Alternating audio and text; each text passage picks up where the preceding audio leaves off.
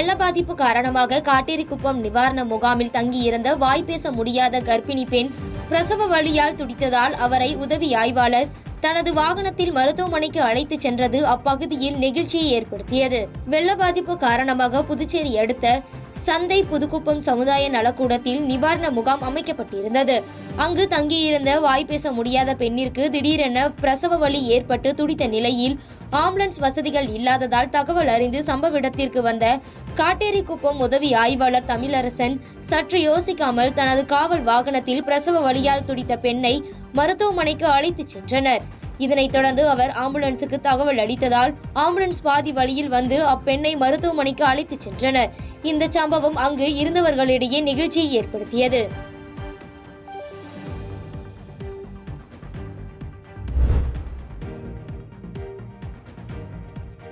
தென்னம்பாளையம் மார்க்கெட்டில் தமிழகத்தில் தடை செய்யப்பட்ட 330 கிலோ சீனா பூண்டுகளை உணவு பாதுகாப்பு துறையினர் பறிமுதல் செய்தனர். திருப்பூர் தென்னம்பாளையம் பகுதியில் தினசரி சந்தை மற்றும் வெங்காயம், பூண்டு, உருளைக்கிழங்கு உள்ளிட்டவை மொத்தமாக விற்பனை செய்யக்கூடிய மண்டிகள் செயல்பட்டு வருகின்றன. இந்த மார்க்கெட்டில் தமிழக அரசால் தடை செய்யப்பட்டுள்ள சீனா பூண்டுகள் விற்கப்படுவதாக உணவு பாதுகாப்பு துறையினர் சோதனை மேற்கொண்டனர்.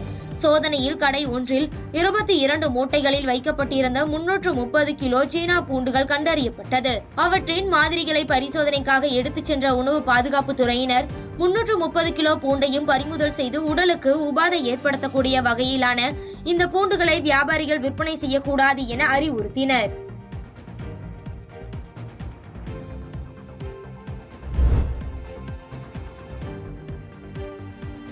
பெஞ்சல் புயலால் பாதிக்கப்பட்ட விழுப்புரம் மற்றும் கடலூர் மாவட்ட மக்களுக்கு காட்டாங்குளத்தூர் மற்றும் திருக்கழுக்குன்றம் ஊரக வளர்ச்சித்துறை சார்பில் நிவாரணப் பொருட்கள் அனுப்பி வைக்கப்பட்டது. செங்கல்பட்டு மாவட்டம் காட்டாங்குளத்தூர் வட்டார வளர்ச்சி அலுவலகத்தில் பெஞ்சல் புயலால் பாதிக்கப்பட்டுள்ள விழுப்புரம் மற்றும் கடலூர் மாவட்டத்தைச் சேர்ந்த மக்களுக்கு உதவும் வகையில் அரிசி, பருப்பு, எண்ணெய் உள்ளிட்ட அடிப்படை தேவைகளுக்கான 5 லட்சம் மதிப்பிலான நிவாரணப் பொருட்கள் அனுப்பி வைக்கப்பட்டது. இதனை செங்கல்பட்டு சட்டமன்ற உறுப்பினர் வரலட்சுமி மதுசூதனன், காட்டாங்குளத்தூர் ஒன்றிய குழு தலைவர் உதயா கருணாகரன் ஆகியோர் கொடியசைத்து அனுப்பி வைத்தனர்.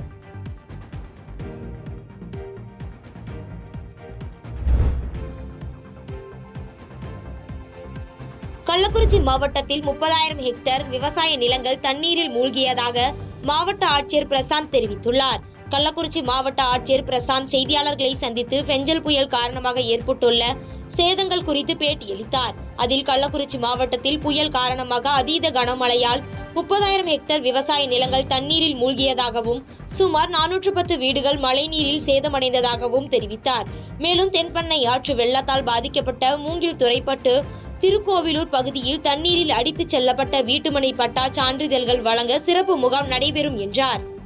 அந்த பாதிக்கப்பட்ட குடும்பங்களுக்கு 2,000 ரூபாய் மாண்பு முதல்வர் அவர்கள் தெரிவிச்சிருக்கார்கள். அந்த 2,000 ரூபாயும் முழுமையாக இன்னைக்கு நமக்கு அந்த மாதிரி 410 குடும்பங்கள் இருக்கின்றன.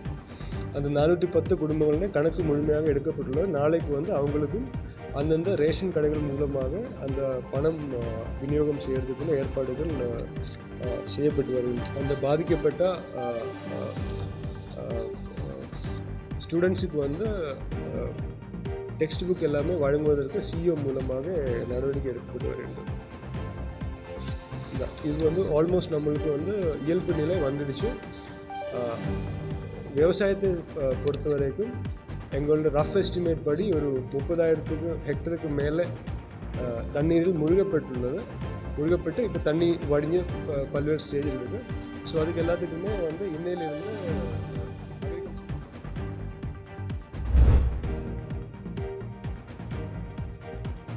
புதுக்கோட்டையில் சாலை விபத்தில் உயிரிழந்து உடல் உறுப்பு தானம் செய்த இளைஞருக்கு அரசு சார்பில் மரியாதை செலுத்தப்பட்டது.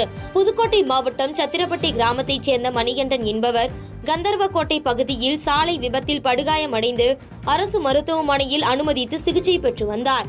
இந்நிலையில் நேற்று சிகிச்சை பலனின்றி மூளைச்சாவு அடைந்த நிலையில் அவரின் உடல் உறுப்புகள் தானம் செய்வதற்கு பெற்றோர்கள் ஒப்புதல் அளித்தனர். இதனையடுத்து அவரின் உடல் முள்ளூர் சத்திரப்பட்டிக்கு எடுத்து வரப்பட்டது. அப்போது அவர் உடலுக்கு அரசு சார்பாக மரியாதை செலுத்தும் வகையில் அவரின் உடலுக்கு மலர் வளையம் வைத்து மரியாதை செலுத்தினர்.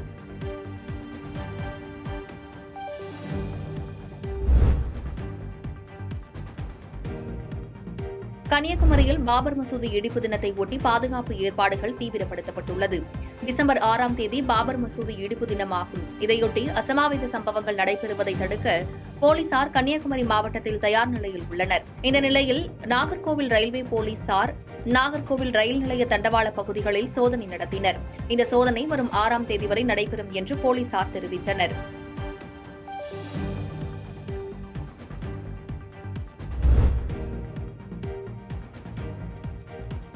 தூத்துக்குடி மாநகராட்சி பகுதிகளில் வருகிற மார்ச் மாதத்துக்குள் அனைத்து சாலைகளும் போடப்படும் என்று மேயர் ஜெகன் பெரியசாமி தெரிவித்துள்ளார். தூத்துக்குடி மாநகராட்சி சார்பில் வடக்கு மண்டல அலுவலகத்தில் பொதுமக்கள் குறைதீர்க்கும் முகாம் மேயர் ஜெகன் பெரியசாமி தலைமையில் நடைபெற்றது. முகாமில் பொதுமக்களிடம் கோரிக்கை மனுக்களை பெற்றுக் கொண்ட மேயர் உரிய நடவடிக்கை எடுக்குமாறு சம்பந்தப்பட்ட அதிகாரிகளுக்கு அறிவுறுத்தினார். பின்னர் பேசிய அவர், தூத்துக்குடி மாநகராட்சி மண்டல அலுவலகத்தில் இதுவரை நடந்த பொதுமக்கள் குறைதீர்ப்பு முகாமில் 3052 மனுக்கள் பெறப்பட்டுள்ளதாகவும் 2500 மனுவிற்கு இதுவரை தீர்வு காணப்பட்டுள்ளதாகவும் கூறினார். மேலும் தூத்துக்குடியில் 4000 சாலைகள் உள்ள நிலையில் இதில் 2500 சாலைகள் புதிதாக போடப்பட்டுள்ளதாகவும் மீதமுள்ள சாலை பணிகள் ஜனவரியில் தொடங்கும் என்றும் தெரிவித்தார்.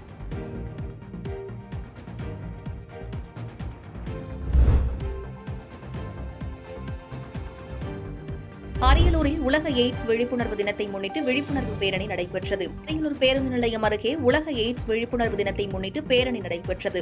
இதில் பள்ளி மாணவர்கள் கலந்து கொண்டு கையில் பதாகைகளை ஏந்தி விழிப்புணர்வு பேரணியில் ஈடுபட்டனர். பேரணியை மாவட்ட ஆட்சியர் ரத்தினசாமி கலந்து கொண்டு கொடியசைத்து துவக்கி வைத்தார். பேரணியானது முக்கிய வீதிகள் வழியாக சென்று காமராஜர் திடலில் முடிவடைந்தது.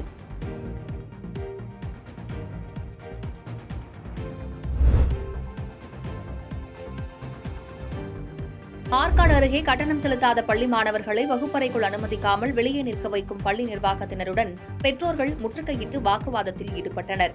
ராணிப்பேட்டை மாவட்டம் ஆற்காடு அடுத்த தாழனூர் பகுதியில் அமைந்துள்ள தனியார் பள்ளியில் 1500க்கும் மேற்பட்ட மாணவ மாணவிகள் படித்து வருகின்றனர். இதில் 50 மாணவர்கள் 3வது தவணை கல்வி கட்டணம் செலுத்தாமல் உள்ளனர். இந்நிலையில் அந்த மாணவர்களை வகுப்பறைக்குள் அனுமதிக்காமல் வெளியில் நிற்க வைத்துள்ளனர்.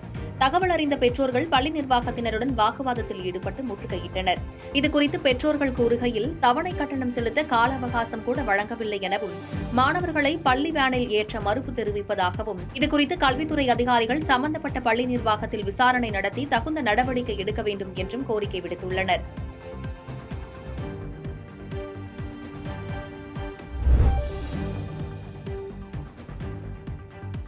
ராணிப்பேட்டையில் வெள்ள நீரில் அடித்துச் செல்லப்பட்டு உயிரிழந்த டாஸ்மாக் ஊழியரின் மரணத்திற்கு நீதி கேட்டு கண்டன ஆர்ப்பாட்டம் நடைபெற்றது.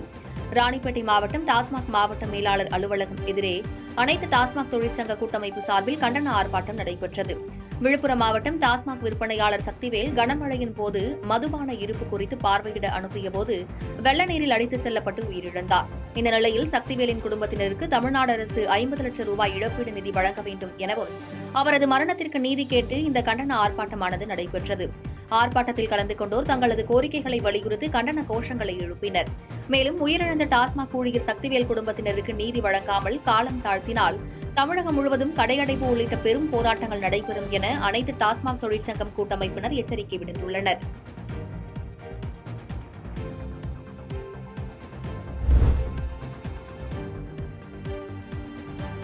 மதுரையில் மதுபோதையில் மனைவியை அரிவாளால் வெட்டிய கணவனை அக்கம் பக்கத்தினர் பிடித்து போலீசாரிடம் ஒப்படைத்தனர். மதுரை விளாங்குடி பகுதியில் உள்ள காமாட்சி நகர் பகுதியைச் சேர்ந்த ஈஸ்வரி என்ற பெண் அதே பகுதியில் உள்ள பள்ளியில் உதவியாளராக பணியாற்றி வருகிறார். ஈஸ்வரிக்கு 3 பிள்ளைகள் உள்ள நிலையில் இவரது கணவர் பாண்டி கூலி வேலை செய்து வருவதாக கூறப்படுகிறது. பாண்டி தினமும் குடித்துவிட்டு ஈஸ்வரி மற்றும் 3 பிள்ளைகளையும் அடித்து துன்புறுத்தி வந்துள்ளார். இந்த நிலையில் மதியம் பள்ளியில் உணவு இடைவேளைக்கு பிறகு வந்த ஈஸ்வரியை மதுபோதையில் இருந்த கணவன் பாண்டி திடீரென அரிவாள் கொண்டு கை, தலை, இடுப்பு பகுதியில் சரமாரியாக வெட்டியுள்ளார். ஈஸ்வரியின் சத்தம் கேட்டு அக்கம் பக்கத்தினர் பாண்டியை பிடித்து கூடல்புதூர் போலீசாருக்கு தகவல் அளித்து ஒப்படைத்துள்ளனர். மேலும் காயமடைந்த நிலையில் இருந்த ஈஸ்வரி சிகிச்சைக்காக அரசு ராஜாஜி மருத்துவமனைக்கு அனுப்பி வைக்கப்பட்டுள்ளார். தொடர்ந்து சம்பவம் குறித்து ஈஸ்வரி அளித்த புகாரின்படி பாண்டியை காவல்துறையினர் பிடித்து விசாரணை நடத்தி வருகின்றனர். கணவனே மனைவியை வெட்டி கொலை செய்ய முயற்சித்த சம்பவம் அப்பகுதியில் பெரும் பரபரப்பை ஏற்படுத்தியுள்ளது.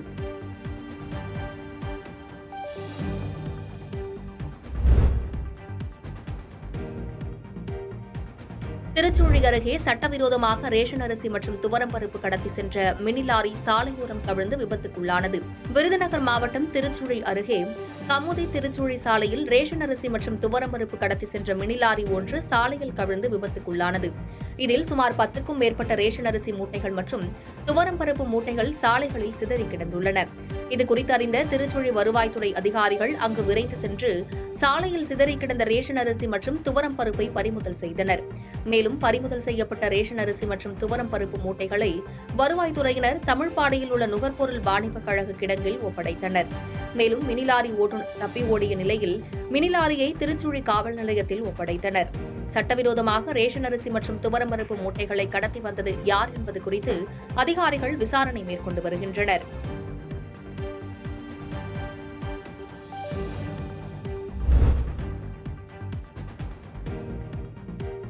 அருப்புக்கோட்டை அருகே பாளையம்பட்டி சிலோன் காலனியில் ஒரே நாள் இரவில் 4 இருசக்கர வாகனங்கள் திருடப்பட்ட சம்பவம் அதிர்ச்சியை ஏற்படுத்தியுள்ளது. விருதுநகர் மாவட்டம் அருப்புக்கோட்டை அருகே பாளையம்பட்டி சிலோன் காலனி பகுதியில் ஒரே நாள் இரவில் 4 இருசக்கர வாகனங்கள் திருடப்பட்ட சம்பவம் பொதுமக்கள் மத்தியில் அச்சத்தை ஏற்படுத்தியுள்ளது. அருப்புக்கோட்டை அருகே பாளையம்பட்டி ஊராட்சி சிலோன் காலனி பகுதியைச் சேர்ந்த அன்பழகன் என்பவர் தனது இருசக்கர வாகனத்தை வீட்டின் முன்பு நிறுத்திவிட்டு தூங்க சென்றுள்ளார். காலையில் எழுந்து பார்த்தபோது வீட்டின் முன்பு நிறுத்தியிருந்த இருசக்கர வாகனம் மாயமானதைக் கண்டு அதிர்ச்சியடைந்துள்ளார். மேலும் அதே பகுதியில் மாரிச்செல்வம், கவியரசு மற்றும் மேலும் ஒரு நபரின் இருசக்கர வாகனத்தையும் மர்ம நபர்கள் திருடி சென்றுள்ளனர். குல்லா அணிந்த மர்ம நபர்கள் இருசக்கர வாகனத்தை திருடி சென்றதாக இருசக்கர வாகனத்தை பறிகொடுத்தவர்கள் தெரிவித்துள்ள நிலையில் அப்பகுதியில் சிசிடிவி கேமராக்கள் எதுவும் இல்லாததால் குற்றப்பிரிவு போலீசார் தீவிர விசாரணை மேற்கொண்டு வருகின்றனர். ஒரே நாள் இரவில் 4 இருசக்கர வாகனங்கள் திருடப்பட்ட சம்பவம் அப்பகுதி மக்களிடையே அச்சத்தை ஏற்படுத்தியுள்ளது.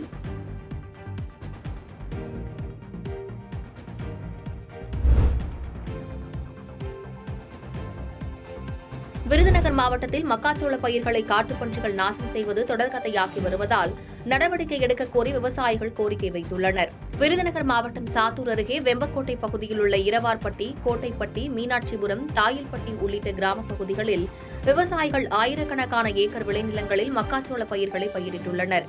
தற்போது 40 நாட்களான நிலையில் மக்காச்சோள கதிர்கள் வெளிவரும் நிலையில் ஏராளமான காற்றுப்பண்டிகள், மான்கள் உணவு தேவைக்கு மக்காச்சோள பயிரிட்டுள்ள விளைநிலங்களில் புகுந்து சேதப்படுத்தி செல்கின்றன. இதனால் வனவிலங்குகள் விளைநிலங்களுக்குள் வருவதை வனத்துறை தடுக்கவும், சேதமடைந்த விவசாய பயிர்களுக்கு போதிய நிவாரணத் தொகையை வழங்க வேண்டும் எனவும் விவசாயிகள் கோரிக்கை வைத்துள்ளனர்.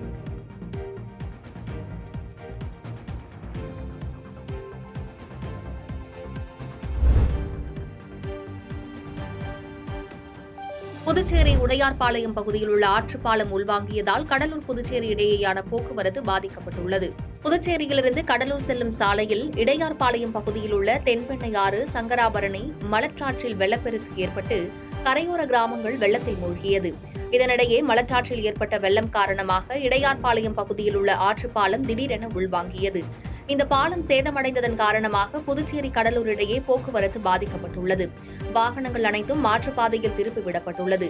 இந்த நிலையில் உள்வாங்கிய பாலத்தை சீரமைக்கும் பணி தொடங்கி நடைபெற்று வரும் நிலையில் பாலம் முழுவதும் சரி செய்யப்பட்டு இரவு அல்லது நாளை மீண்டும் போக்குவரத்து தொடங்கும் என பொதுப்பணித்துறை அதிகாரிகள் தகவல் தெரிவித்துள்ளனர். பாதகம் செய்பவரை கண்டால் நாம் பயங்கொள்ளலாகாது பாப்பா, மோதி மிதித்து விடு பாப்பா, அவர் முகத்தில் உமிழ்ந்து விடு பாப்பா. அண்மை செய்திகளை உடனுக்குடன் தெரிந்து கொள்ள இணைந்திருங்கள் இயம்நாடு தொலைக்காட்சியுடன்.